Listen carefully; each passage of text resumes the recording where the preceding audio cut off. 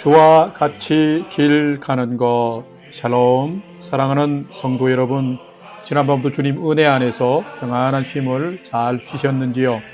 오늘은 2023년 10월 11일 수요일 아침입니다. 저는 지금 믿음의 공동체인 밴쿠버 영락교회를 위하여 기도하기 위해 기도원에 와 있습니다. 은혜로 주어진 여러분의 하루도 주님과 동행하는 삶이 되시기를 소망합니다. 오늘도 하나님의 말씀을 묵상하며 그 말씀을 따라 사는 믿음의 하루가 되시기를 기원하며 아침 경건의 시간을 시작하겠습니다. 오늘은 찬송가 357장 주 믿는 사람 일어나 함께 찬송하겠습니다.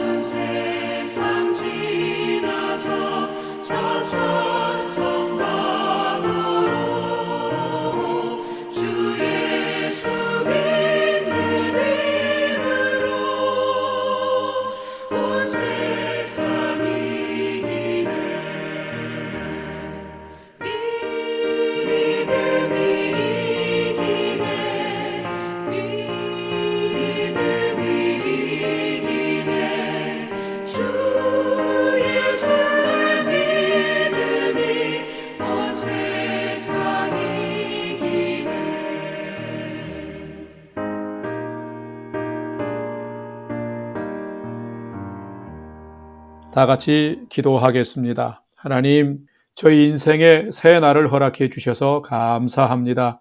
오늘도 말씀 앞에 섭니다. 말씀을 묵상할 때에 저희 눈과 마음을 여시사 말씀 안에 있는 풍성한 삶의 비밀을 깨달아 알게 해주시고 주신 말씀에는 순종하는 삶을 살게 해 주옵소서. 오늘도 저희의 영혼과 삶에 은혜와 진리의 빛을 비춰 주시옵소서. 예수님의 이름으로 기도드립니다. 아멘. 이제 오늘의 말씀 묵상 본문을 봉독하겠습니다. 오늘 본문은 열왕기상 15장 1절에서 8절까지의 말씀입니다. 1절부터 함께 봉독하겠습니다. 느바트의 아들 여로보암 왕 18째 해에 아비암이 유다 왕이 되고 예루살렘에서 3년 동안 다스리니라. 그의 어머니의 이름은 마하가요 아비살롬의 딸이더라. 아비암이 그의 아버지가 이미 행한 모든 죄를 행하고 그의 마음이 그의 조상 다윗의 마음과 같지 아니하여 그의 하나님 여호와 앞에 온전하지 못하였으나 4절 그의 하나님 여호와께서 다윗을 위하여 예루살렘에서 그에게 등불을 주시되 그의 아들을 세워 뒤를 잇게 하사 예루살렘을 견고하게 하셨으니 이는 다윗이 햇사람 우리아의 일 외에는 평생에 여호와 보시기에 정직하게 행하고 자기에게 명령하신 모든 일을 어기지 아니하였음이라. 6절 르호보암과 여로보암 사이에 사는 날 동안 전쟁이 있었더니 아비암과 여로보암 사이에도 전쟁이 있으니라. 아비암의 남은 사적과 그의 행한 모든 일은 유다 왕 역대지략에 기록되지 아니하였느냐. 아비암이 그의 조상들과 함께 자니 다윗 성에 장사되고 그의 아들 아사가 대신하여 왕이 되니라. 아멘. 이제 오늘의 말씀 묵상을 함께 나누겠습니다. 첫 번째로 오늘 묵상 본문의 핵심 내용을 살펴보겠습니다. 오늘은 열왕기상 15장 1절에서 8절까지의 말씀을 묵상합니다. 열왕기상 14장에는 솔로몬이 타락하여 하나님을 떠나 우상을 섬기며 악한 통치를 한 결과로 이스라엘의 남과 북이 분열이 되었고 그 분열된 왕국의 첫 번째 왕인 북이스라엘의 여로보암과 남유다의 르호보암 모두가 또한 우상 숭배와 악한 통치를 이어받아서 하나님 보시기에 매우 악한 행적을 남겼음을 기록하고 있습니다. 또한 열왕기상 15장에는 이 분열된 남과 북의 왕위를 계승한 두 번째, 세 번째 왕들을 기록하고 있는데 특별히 오늘 묵상 본문에는 르호보암의 뒤를 이어 남유다의 2대 왕이 된 아비암의 행적에 대해서 간략하게 기록하고 있습니다. 이 아비암이 짧게 3년간 치리했음과 그가 하나님 앞에서 온전치 못했음과 아비암의 통치 기간에도 아비 때처럼 여로보암과 계속 전쟁을 했음을 기록하고 있습니다. 매우 특이한 것은 아비암의 행적이 하나님 앞에서 온전치 못했는데도 왕위 계승이 끊어지거나 단절되지 않고 이루어졌다라고 하는 것입니다. 그런데 이것은 하나님이 다윗의 신실함을 보시고 베푸신 은혜인데 하나님이 다윗과 맺으신 언약을 지키시고 긍휼을 베푸신 까닭이라고 지금 말하고 있습니다. 오늘은 이 말씀을 묵상하면서 거룩한 것, 온전한 것 하나도 없는 내가 오늘날 소망 중에 살아갈 수 있는 것이 내 능력 때문인지 하나님의 사랑과 긍휼 때문인지 살펴보고 묵상해보는 시간이 되시기를 바랍니다. 두 번째로 오늘 묵상 본문에 나타난 하나님은 어떤 분인지를 살펴보겠습니다. 오늘 본문에 나타난 하나님은 언약을 만드시고 지키시는 분이며 그 약속을 따라 은혜 베푸시는 분이 하나님이시다라는 것입니다. 오늘 본문 열왕기상 15장 4절과 5절 말씀을 봉독하겠습니다.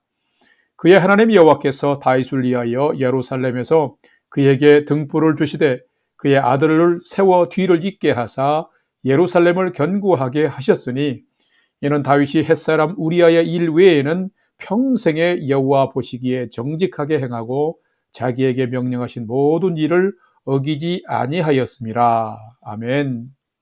우리가 믿는 하나님은 어떤 분일까요? 하나님은 우리의 소견으로는 그 섭리와 다스림을 다 헤아리거나 측량할 수 없는 광대하신 분이십니다.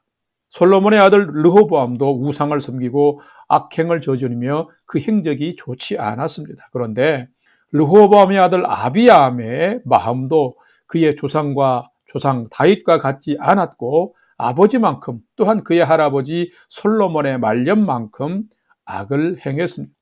오늘 본문 3절을 보게 되면 이 아비암이 아버지 르호보암이 행한 죄악을 이미 행하고 있었다. 그래서 하나님 앞에서 온전치 못한 자였다라고 기록하고 있습니다.